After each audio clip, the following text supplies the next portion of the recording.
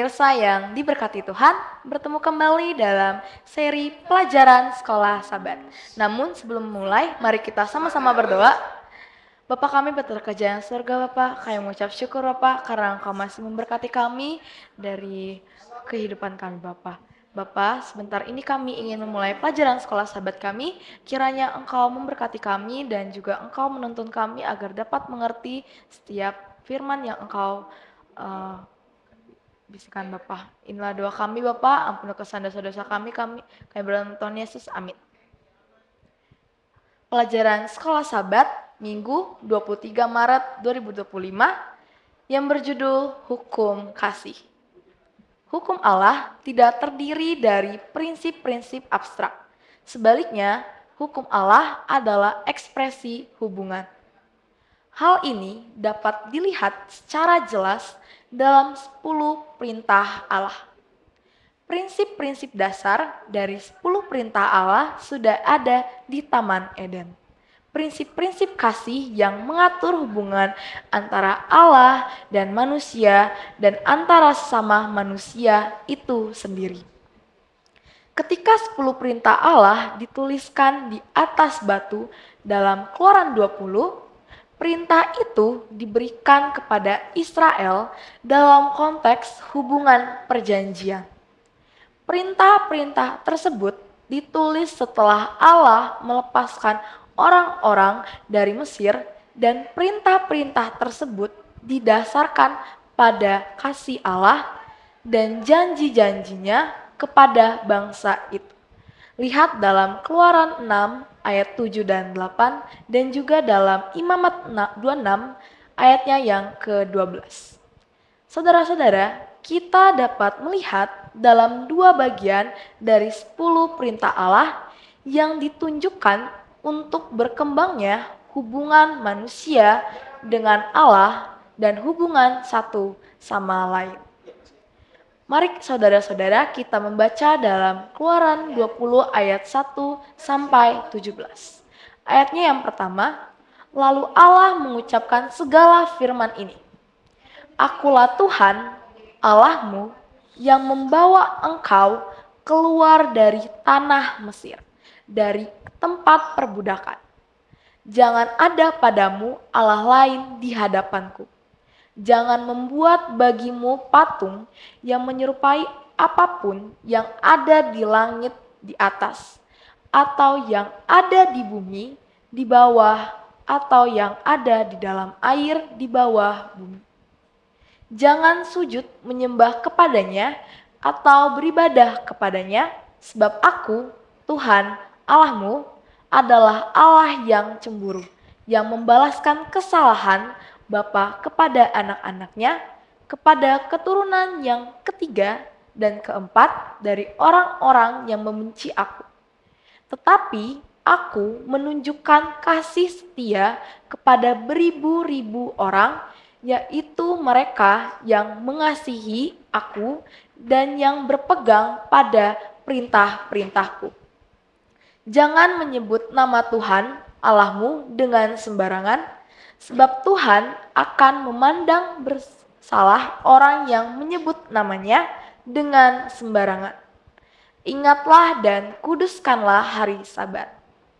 6 hari lamanya engkau akan bekerja dan melakukan segala pekerjaanmu, tetapi hari ketujuh adalah hari Sabat Tuhan Allahmu, maka jangan melakukan suatu pekerjaan engkau atau anakmu laki-laki atau anakmu perempuan atau hambamu laki-laki atau hambamu perempuan atau hewanmu atau orang asing yang di tempat kediamanmu.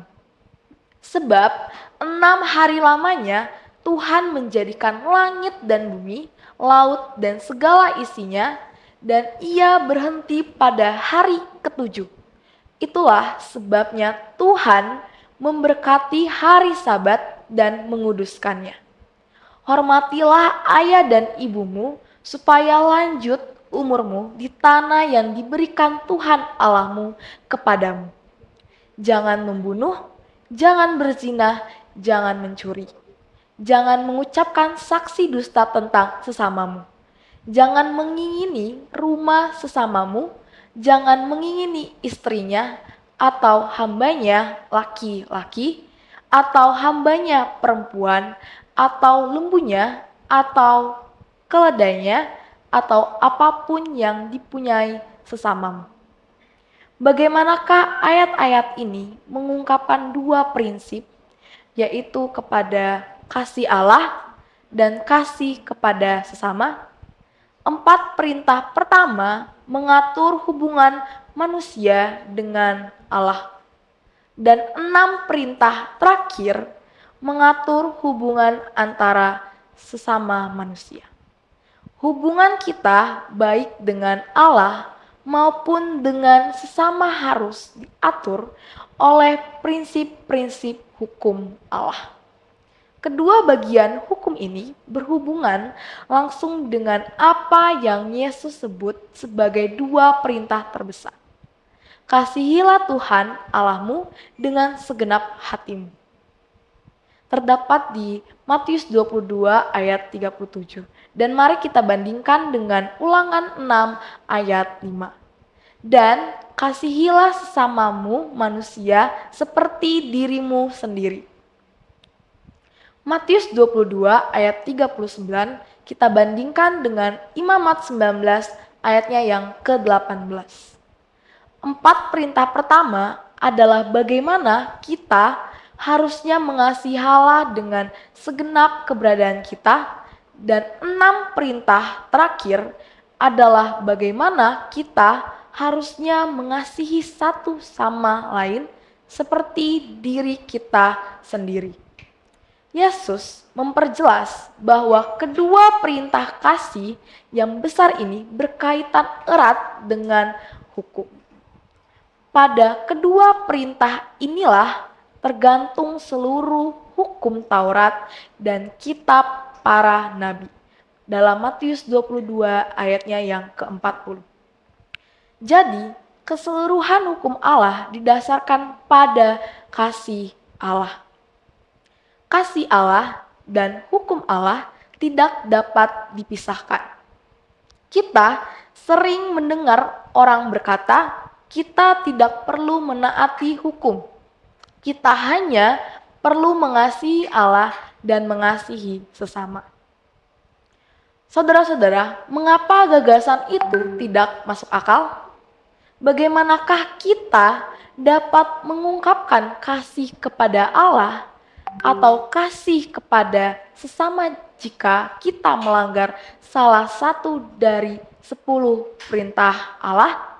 Tuhan memberkati. Mari kita sama-sama berdoa.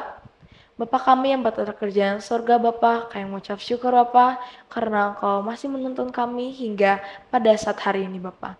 Bapa, baru saja kami sudah mendengarkan sedikit dari firman Bapa mengenai hukum Taurat dan kasih Allah Bapa. Kiranya kami dapat melakukannya dalam kehidupan kami sehari-hari dan kami juga bisa menguatkan iman kami apa yang sudah kami dengarkan itu Bapa. Bapa, kami berdoa juga untuk orang-orang yang di sekeliling kami, kiranya Engkau memberkati mereka dimanapun mereka berada, ataupun yang sedang sakit, kiranya Engkau memberkati mereka agar makanan ataupun minuman yang atau obat-obat yang mereka konsumsi kiranya itu menjadi berkat Bapa. Inilah doa kami, ampunilah kesalahan dan dosa kami, karena bernama Tuhan Yesus kami berdoa, amin.